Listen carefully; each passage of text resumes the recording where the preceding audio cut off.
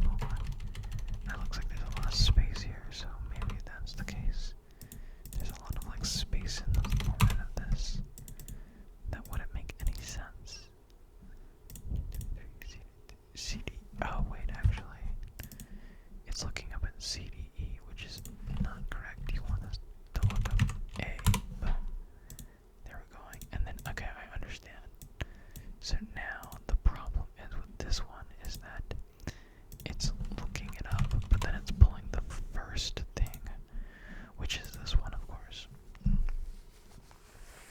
So, let's see, how would I change this? I think what I can do is if I add a mark there, it should maybe change it.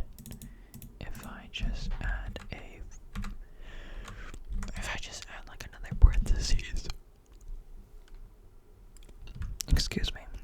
I think what I'll do is, I'm not trying to overcomplicate it, so I'm just gonna say that this is just only A, so I'll put A, but I'll leave it with a little summary mark, and that should change. Exactly. So then if I leave that there, B, I could also, instead, I could make my life easier and use an XLOOKUP, and just say everything from the bottom, because typically speaking, all these other columns will always be from the bottom, and this one will always be at the top. So, I might just do that for the first two, but that way if anything gets confusing here, it makes sense. I don't typically like doing this, because it then changes these formulas from these ones, but I assume that I can do it. So let me just break down and show you guys what I'm talking about. So we can do XLOOKUP and search key, which is going to be this one, of course. Lookup range is going to be there, and then result range is going to be the same range, so another click. And then missing value is going to be 0, which I believe is false. Let me just make sure. Missing value, I think we just skip, so you just skip. Skip. And then the match mode is going to be also skip. Search mode is going to be -1, I believe. And that should give you, actually, my bad, that range should not be A, it should be B, it should be C. Q. I believe A, Q, and Q. There we go. And see now what it does is it pulls the correct one. So if I now change this, what I'm going to do is actually just going to copy this, paste it here, and then I'll change this to B, because it's really needs to be B, Q, Q, Q. Yes.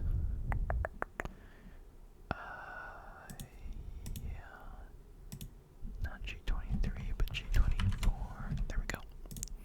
So, to break it down briefly, what this formula does is it's the same thing as like a VLOOKUP, except it actually is a little bit stronger.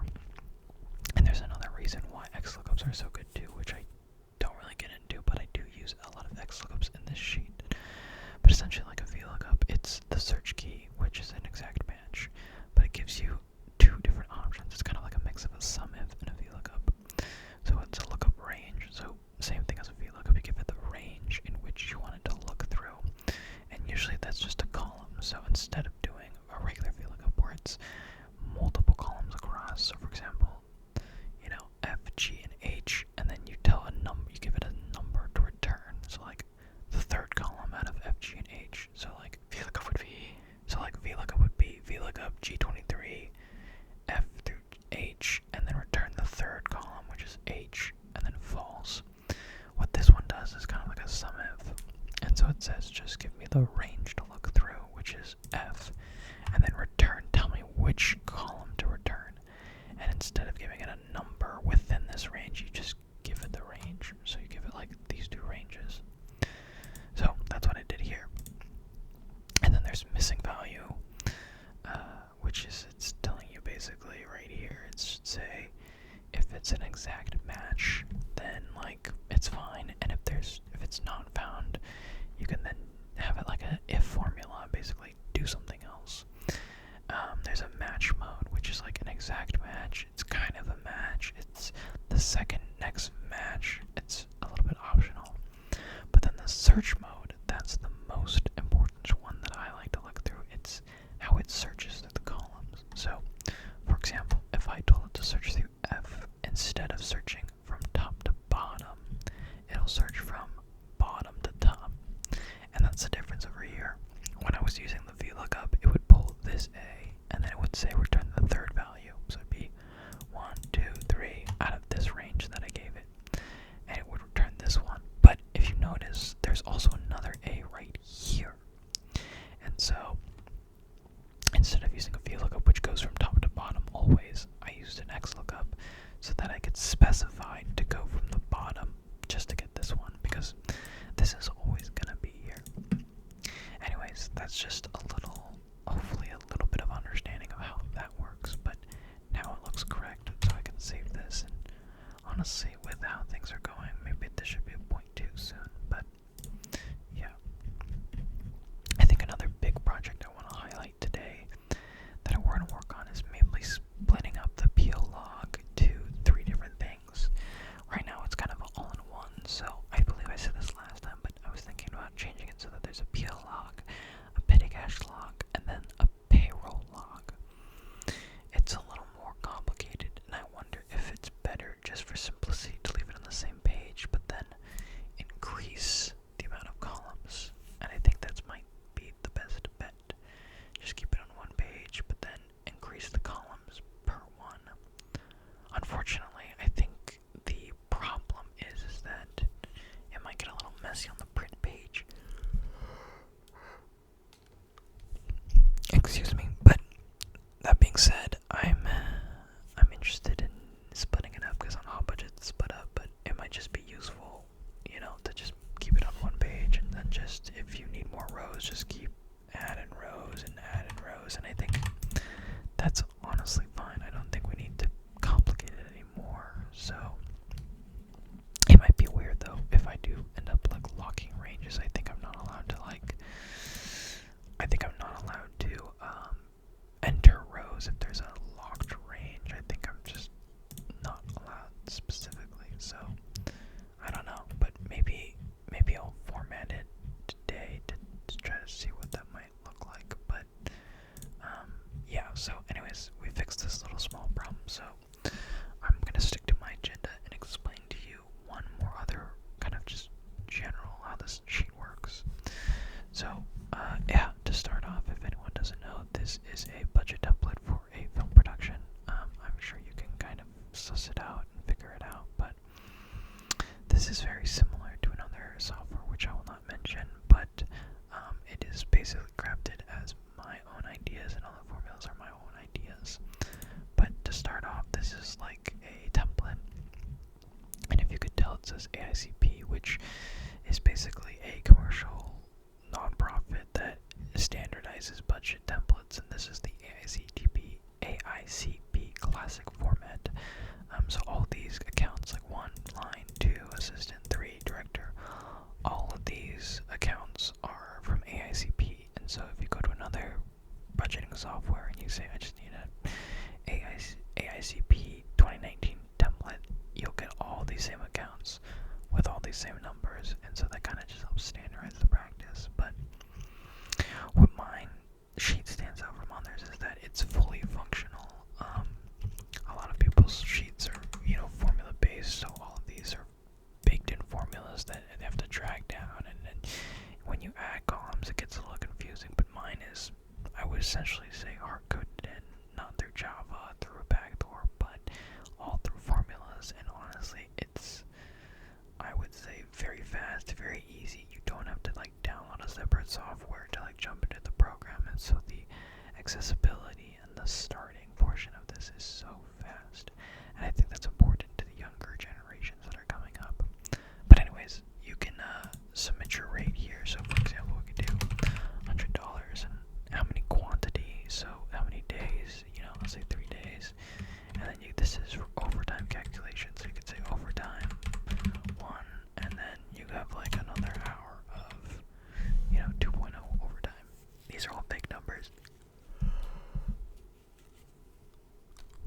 But anyways, as you can see, it does the calculation for you, and so that's pretty nice. And then what it does is it keeps track of everything as well. So if you look over here, this is the working total. So usually how the process goes is you bid for a project, and you come over here and you bid, and you kind of send them this sheet, and once you're done,